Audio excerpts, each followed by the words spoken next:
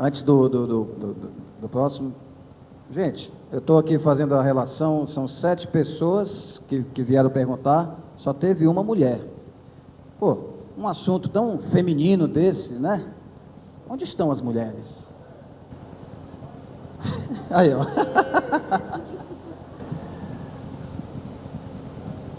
Eu prefiro na mão. É o seguinte, eu não vou discutir religião, até porque essa não é a proposta do encontro. Teu nome? Magna. A proposta do encontro é o diálogo entre elas. Então, vamos a ele.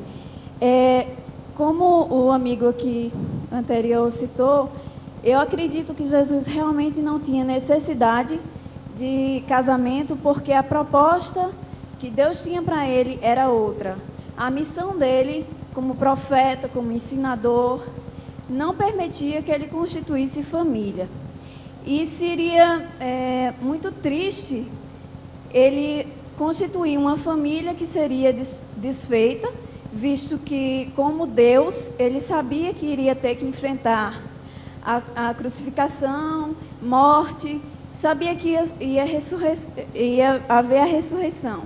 Mas ele não poderia constituir família e deixar uma viúva sofrendo, além da mãe dele também, que a mãe dele, como mulher, sofreu muito ao ver seu filho crucificado.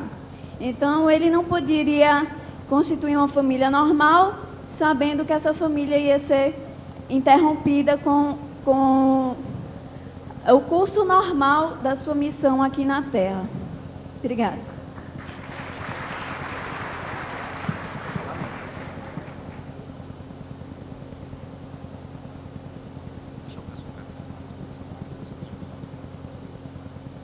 Bom dia a todos, meu nome é Vanilson. Bom dia, boa tarde, o dia é dia, a tarde é tarde. Teu nome? Vanilson. Vanilson. Eu farei algumas argumentações para a minha pergunta e primeiramente quero começar dizendo que seria muito prepotência eu dizer que Deus existe ou Deus não existe. Eu prefiro nem ser ateu, nem ser agnóstico, ser o que eu sou. E minha pergunta não haverá uma concretização da clarificação do pensamento lógico, e sim uma especulação especulativa e falível no próprio pensamento. Na divagação vai se expandir. Então, eu vou usar o mesmo recurso que eu venho usando na minha técnica de oratório, e o meu pensamento seria esse, baseado nisso, que a religião, através da fé, liga o homem ao mundo fantasmagórico da realidade do invisível que só ele mesmo vê. E toda religião responde de uma maneira diferente ao conflito existencial. De onde venho, para onde vou, quem eu sou, quem é o autor do universo, Deus existe. Cada dogma, com seu mecanismo de compensação ilusória e inutilizável, responde de uma maneira diferente a esse conflito, né? E sabemos também que o corpo humano é falível, vai chegar um momento que os órgãos sexuais não responderão mais ao estímulo sexual, a realidade da morte chegará, a pele se tornará flácida e não teremos como alterar o caminho da realidade. Então será válido e normal que a mente tenda a criar um mecanismo de fuga e consolo através da religião. Então, outro ponto também, eu vejo que seitas e religiões crescem de maneira drástica, alienando pessoas e se aproveitando de pessoas de nível intelectual baixo. E também eu queria falar da síndrome do avião e da teoria das cordas. É como se a gente representasse nossa imaginação, que todos aqui viemos num avião, o avião vai cair. Lá na frente tem um cristão. Então eu vou perguntar ao cristão, pô, o avião vai cair, aí, o que é que você é? Não, eu acredito numa vida após a morte, numa nova Jerusalém, onde eu vou ser transformado num corpo incorruptível, de acordo com o Apocalipse, e vou viver lá 1000 anos com Cristo Jesus. Cristo, Jesus, Deus, alma, anjo, ciência imaginária, psicologia e ciência imaginária ilusória, inutilizável, indemonstrável, intransponível, né, de uma certa maneira. Agora eu pergunto ao professor aqui, numa perspectiva quimérica, vemos hoje os avanços técnicos científicos na ciência, vemos o quê? Criogenia, célula-tronco, Crohn, Brasil, né, também hoje é um dos maiores centros de célula-troncos com coração, esse tipo de coisa aí. Então, queria perguntar o seguinte, se a religião não está prestes a ser condenada e dizimada, já sabemos que a religião é uma expressão de decadência, e o budismo, o cristianismo também, Jesus também é uma figura, vou dizer assim, é um grande sábio assim, da humanidade. Temos que ver o Jesus como uma forma de resgatar um tipo de intelectualidade espiritualizada dentro dele, e não está tentando comentar, mas eu vou fazer uma pergunta também à doutora aí. Mas qual é a sua pergunta, afinal de contas? A minha pergunta é se a religião vai ser dizimada, e a outra também, que o Jesus, né, a Maria Madalena foi visitá-lo lá no quarto dia, no ressuscitamento dele. Então isso quer dizer que ele tinha algum tipo de prazer com ela, ela sentia prazer por ele. E outra coisa também, que eles tinham um relacionamento, com certeza, eu vejo isso bem claro. Obrigado. Obrigado. Professor, se a religião está condenada... Eu queria agradecer ao Vanilson a sua contribuição. Eu não acho que a religião seja necessariamente, as religiões estejam decadentes.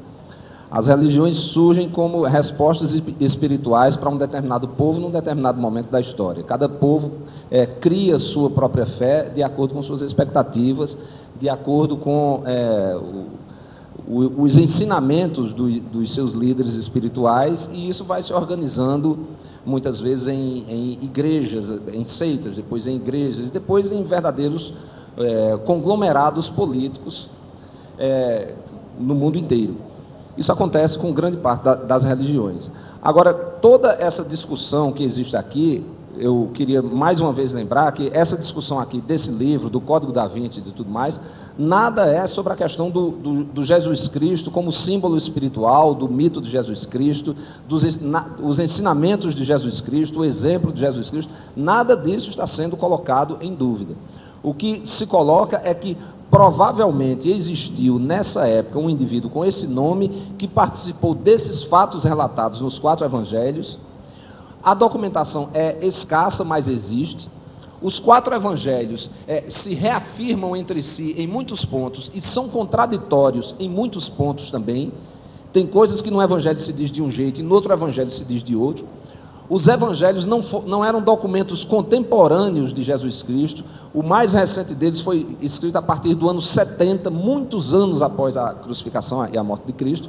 Então, tudo isso são registros humanos falíveis e que podem ter sido, num momento ou no outro, como é discutido aqui nesse livro, alguns trechos de alguns evangelhos foram cortados porque não convinham a interesses políticos da igreja da época.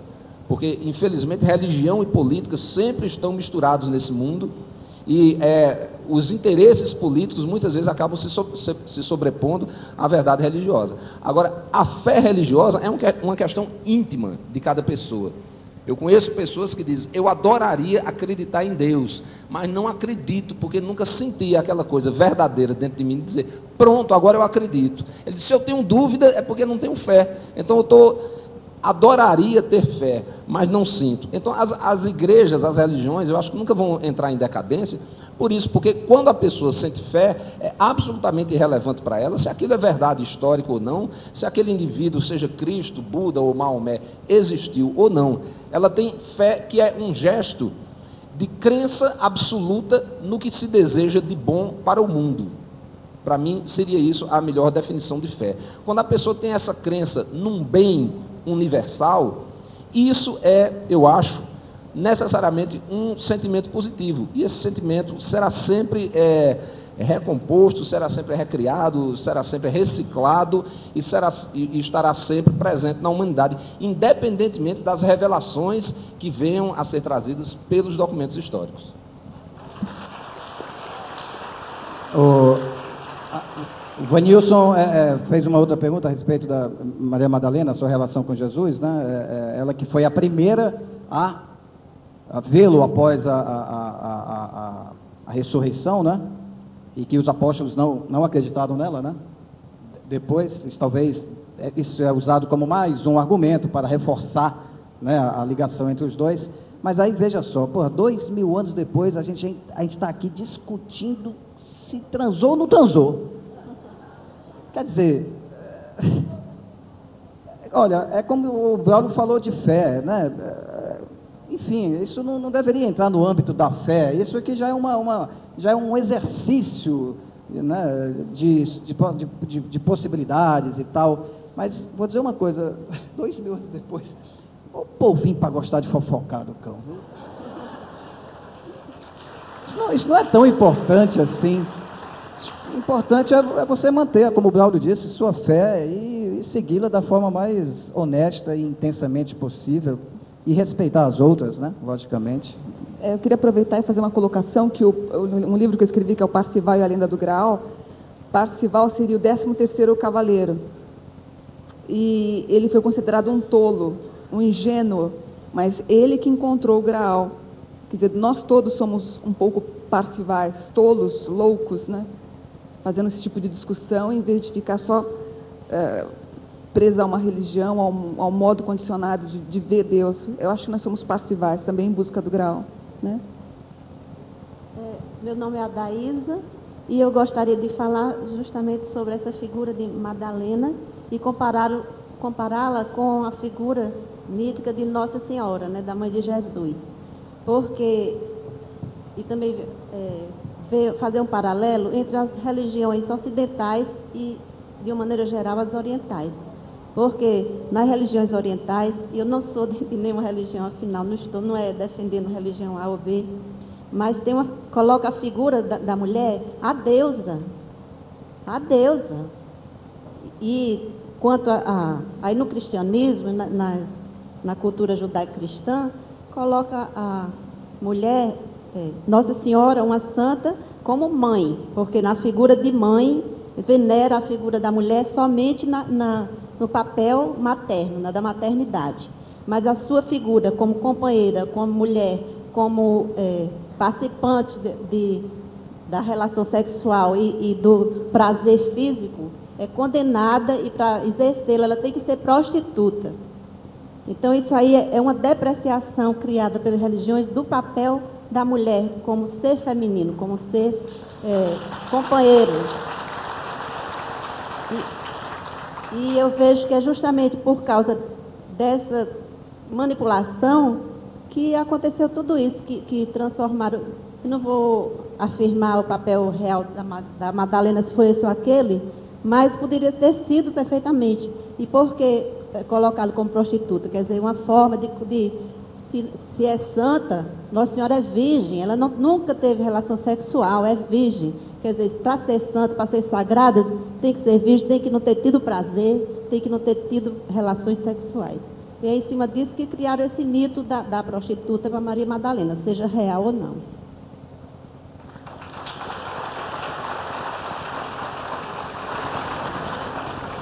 Nosso tempo está se encerrando.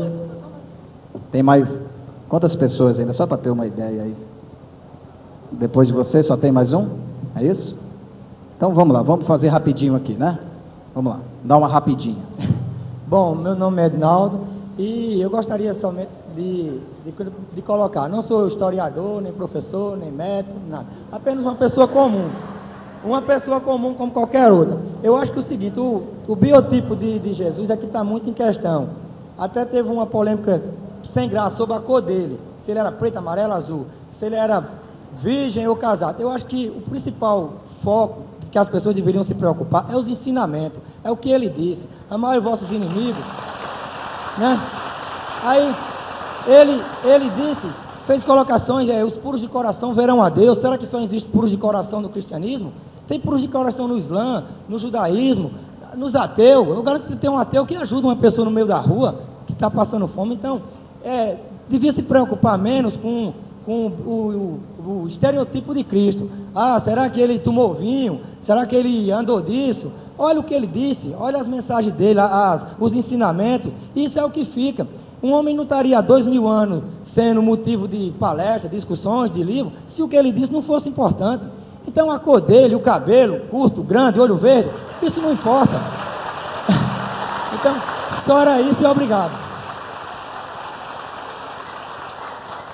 Eu quero agradecer ao Ednaldo essa contribuição. Agora, eu queria só lembrar uma coisa também.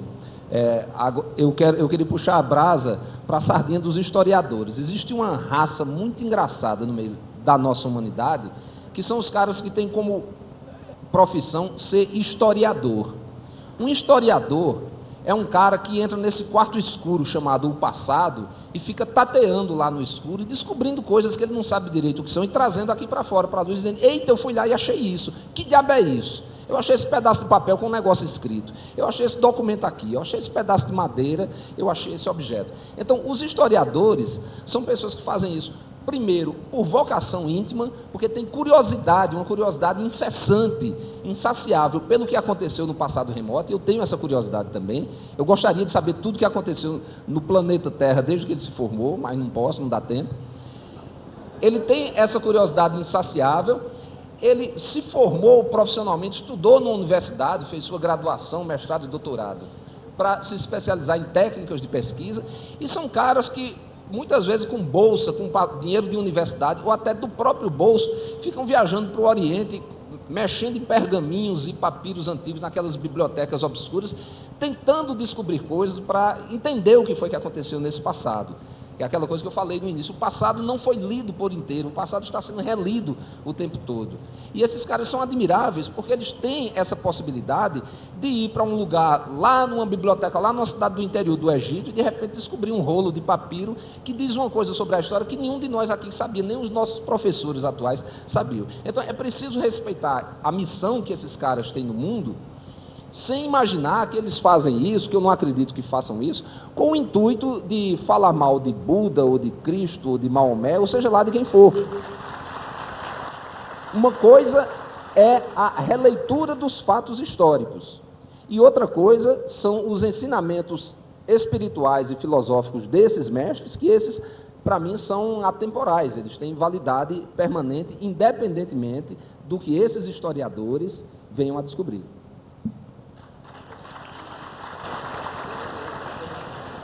Vamos encerrar então com a senhora, tá? Para as perguntas. Boa Infelizmente, tarde. nosso tempo está encerrado.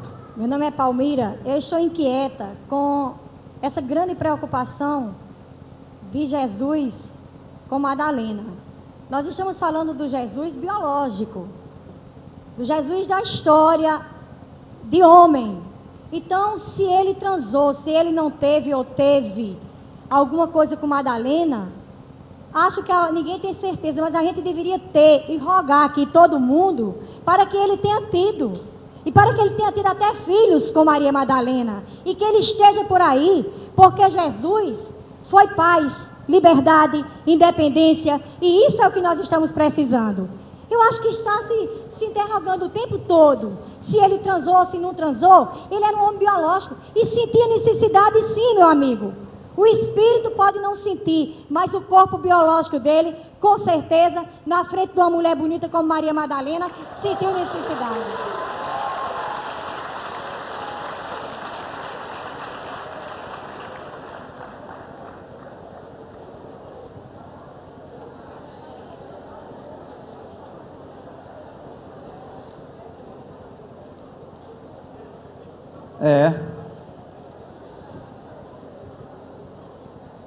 Quer que eu diga? Não tem mais nada o que dizer, né? Depois disso aí.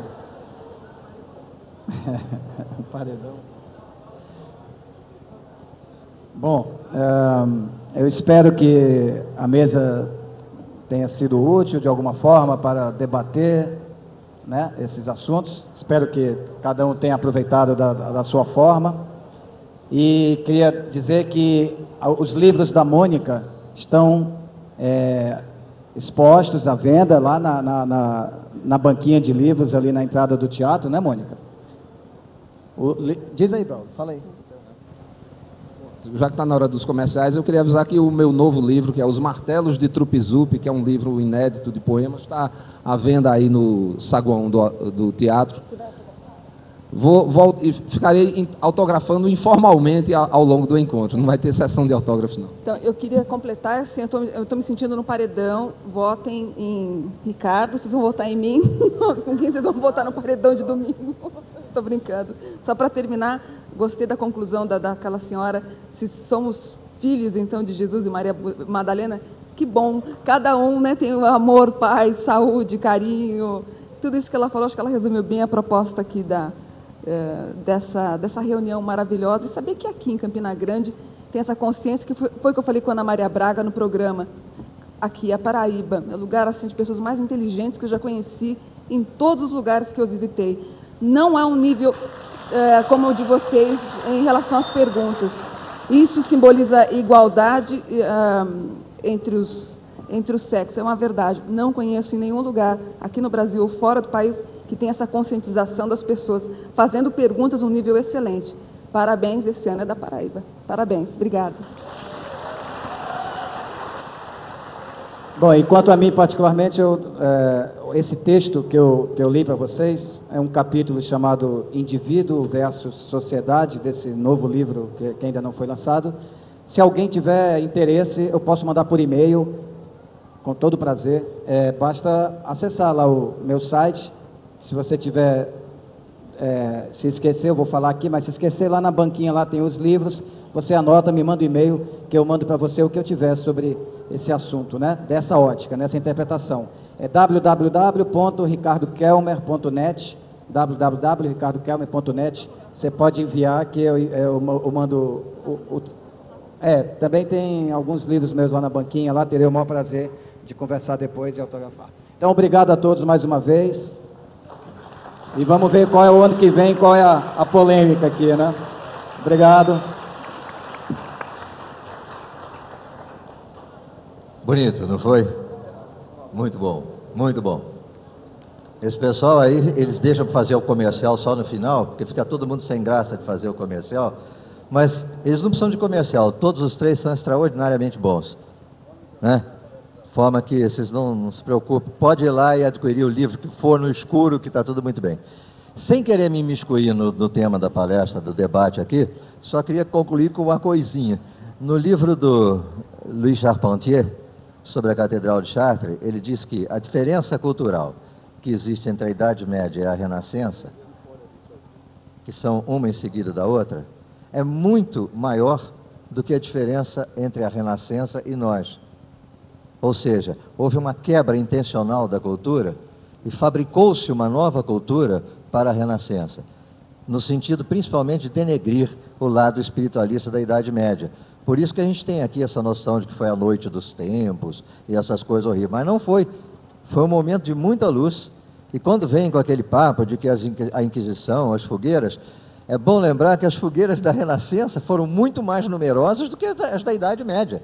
Pouca gente sabe disso, justamente por causa desse tipo de subversão da história. Eu acho que isso é muito pertinente, esse tema aí.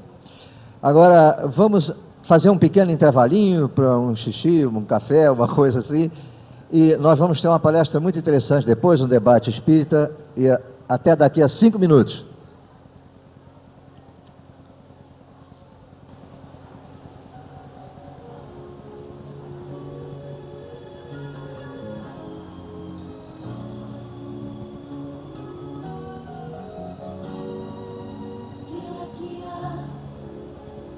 Vida inteligente na terra, ou somos só vírus a infestar o seu ar? Procura um futuro num porto seguro pra viver em paz. Será que há vida inteligente na terra, ou somos só vírus a infestar o seu ar? Será que há, apesar de o homem não se tocar, que destruindo seu próprio habitat, não vai ter onde morar? Será que há, com tantas coisas estranhas no ar, onde o mal até parece reinar, será que existe um lugar de olho no mundo, além da beleza? A terra parece que é um barco girando em torno de um cais, e num mar de estrelas, a nave indefesa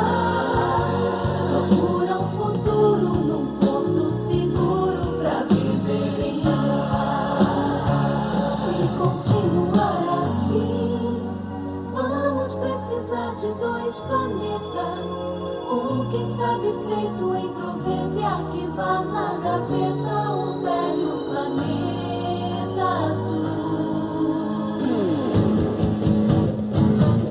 De olho no mundo, além da beleza, a terra parece que é um barco girando em torno de um cais.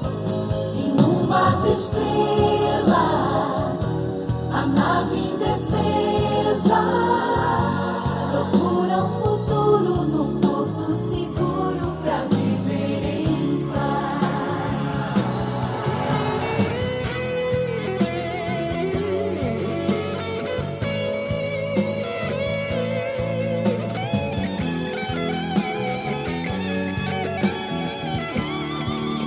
De olho no mundo, além da beleza, a terra parece que é um barco girando em torno de um Som. Alô. E. Som. E num mar de estrelas, E. Som. Alô. Som. procura um futuro num porto seguro pra viver. Alô. Som. E. Som. Alô. Som. E. Som.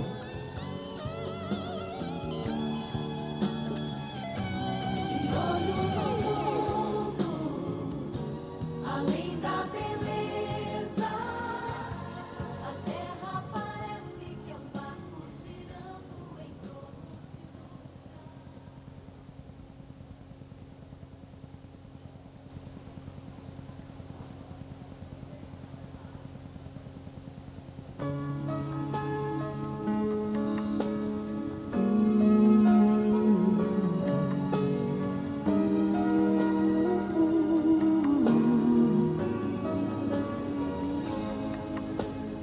Todos homens são distintos demais, mas no coração todos são iguais.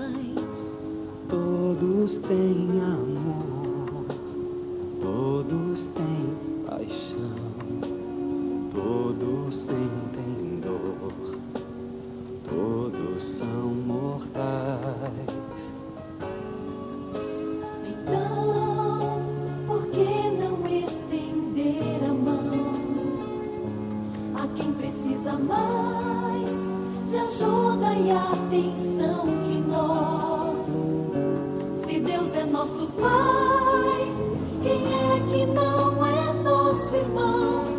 Negar ajuda a quem precisa, não. Negar ajuda a quem precisa, não.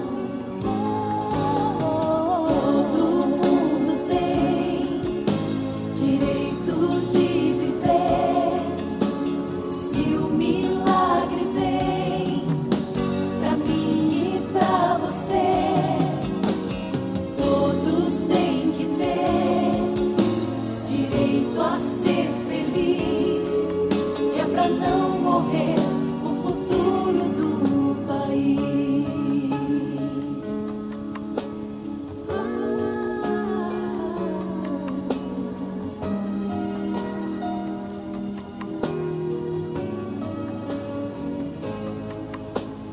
É nosso dever ajudar alguém e não só fazer o que nos convém. Quando a gente quer repartir o pão, multiplica a fé, soma grão em grão. Então, por que não estender a mão a quem precisa mais de ajuda e atenção que nós?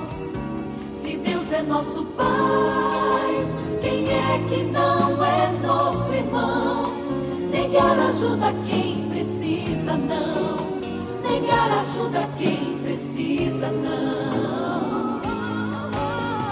Todo mundo tem direito de viver, e o milagre vem pra mim e pra você. Todos têm que ter direito a ser feliz, e é pra não morrer